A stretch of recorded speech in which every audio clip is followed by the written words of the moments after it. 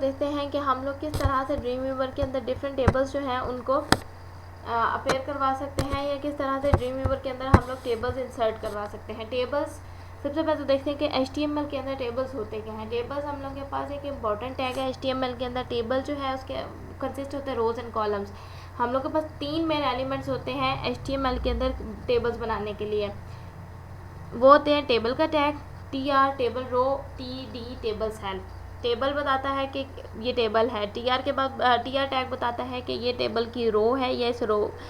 TD बताते हैं कि ये टेबल का कॉलम है, और TH हेडर बताता है कि टेबल के अंदर जो हेडर है उसके अंदर क्या चीज़ अपेयर हो। एट्रीब्यूट्स क्या टेबल के इसको हम अलाइन कर सकते हैं, वर्टिकली अलाइन कर सकते हैं, विड्थ दे सकते हैं, बॉर्डर, इसकी सेल पैडिंग हम लोग के पास बताते हैं कि डाटा और सेल जो डाटा है और सेल बाउंड्रीज है उनका कितना हम लोग के पास होना चाहिए, आपस में डिस्टेंस होना चाहिए। सेल स्पेसिंग बताते हैं कि 2 सेल्स के दरमियान कितनी स्पेसिंग होनी चाहिए। कॉलम स्पैन बताता है कि नंबर ऑफ़ कॉलम्स एक सेल में कितने होने चाहिए। रो स्पैन बताता है कि नंबर ऑफ़ रोज़ एक सेल के अंदर कितनी होनी चाहिए।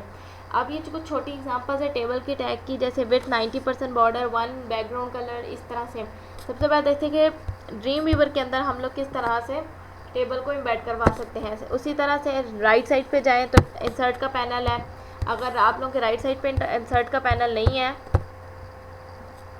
तो फिर आप लोग विंडोज़ में जाएँ, वहाँ से जाके इंसर्ट का पैनल ले सकते हैं। अदरवाइज़ आप लोग सिंपल इंसर्ट का पैनल आप लोग के पास मेन्यू बार में ही अपीयर हो रहा है, वहाँ से जाके भी आप लोग इसके अंदर इंसर्ट करवा सकते हैं। अब इन तीनों तरीक़ों में से किसी में भी जाएँ तो आप लोग के पास ऑप्शन आ रहा है टेबल का।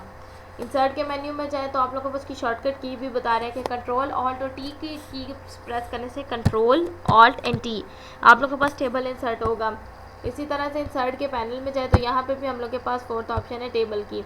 इसके ऊपर क्लिक किया तो वो मुझसे पूछ रहा है कि कितनी रोज़ कितने कॉलम है, यानी टेबल साइज़ क्या होना चाहिए, किस तरह का टेबल होना चाहिए मेरे पास, कि उसका हेडर कहाँ पे हो। सपोज़ मैं उसका हेडर के लिए टॉप पे हो, कितने रोज़ हो उसके अंदर, सपोज़ 3 हो। टेबल की विड्थ क्या हो, पिक्सल्स में देना चाह रहे हैं पॉइंट्स में, उसमें कितने कॉलम्स हो, फिर उसकी थिकनेस कितनी हो, सेल पैडिंग कितनी हो, सेल पैडिंग हो सपोज़ 2, सेल स्पेसिंग हो सपोज़ 3।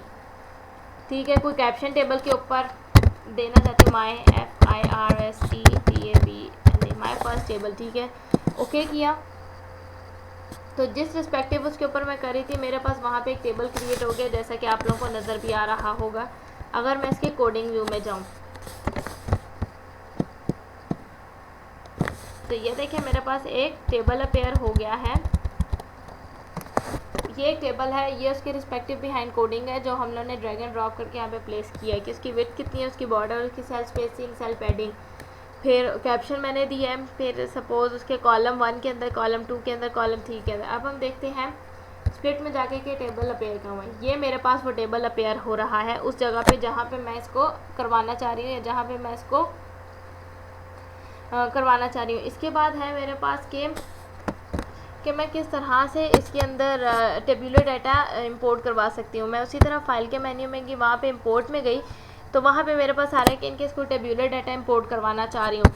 मैंने टेबुलर डाटा पे क्लिक किया तो वो मुझसे पूछेगा कि डाटा फाइल कौन सी होनी चाहिए। डाटा फाइल मैं सपोज़ उसको दे देती हूँ दिस वन, ओके। फिर वो मुझसे पूछेगा कि टैब होना चाहिए, यानी इनके दरमियान स्पेसिंग किस तरह से होनी चाहिए वो। फिर सेकेंडली पूछेगा कि टेबल विड्थ कैसी होनी चाहिए, कि डाटा से सेट करूँ या उसकी रिस्पेक्टिव परसेंटेज। तो बेटर यही है कि हम उसको फिट टू डाटा ही करें, और इनके अगर कुछ सेल पैडिंग, सेल स्पेसिंग देनी है तो वो देंगे।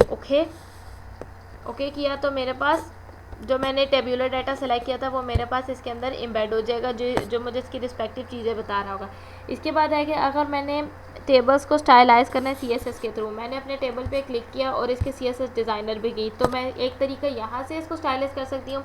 अगर आप लोग स्पेशलाइज है कोडिंग के अंदर तो आप लोग सिंपल से इसके style.css की फ़ाइल में जाएंगे, उसके अंदर भी जाके टेबल को सेट कर सकते हैं। CSS की फ़ाइल से टेबल सेट करने के लिए हम लोग के पास जो तरीका है वो इस तरह है कि हम लोग इसकी प्रॉपर्टीज़ को सेट कर सकते हैं, padding top, padding right, bottom left, इस तरह की कि CSS के अंदर बता दूंगी कि जो पहला सेल है उसकी पैडिंग कितनी होनी चाहिए, दूसरे सेल की पैडिंग कितनी चाहिए, सपोज जितने भी सेल्स हैं उनकी पैडिंग किस तरह से होनी चाहिए। अब ये जो चीज़ बता रही है कि उनकी जो पैडिंग वैल्यूज़ गिवन है, और ये सीक्वेंस क्या है कि जो सबसे पहले टॉप का है उसकी 40, again right, top, right, bottom, left, this one for top, this one for right, this one for bottom, this one for left. इसी तरह से मैं उसका TD के अंदर कलर भी सेट कर सकती हूँ, जैसा कि आप लोग को नज़र आ रहा है। या तो डायरेक्ट आप लोग कोडिंग के थ्रू कर सकते हैं, अदरवाइज आप लोग स्पेशलाइज नहीं है, बिगनर्स है, तो CSS उस टेबल के ऊपर क्लिक करके उसके CSS डिज़ाइनर में जाके उसकी डिफरेंट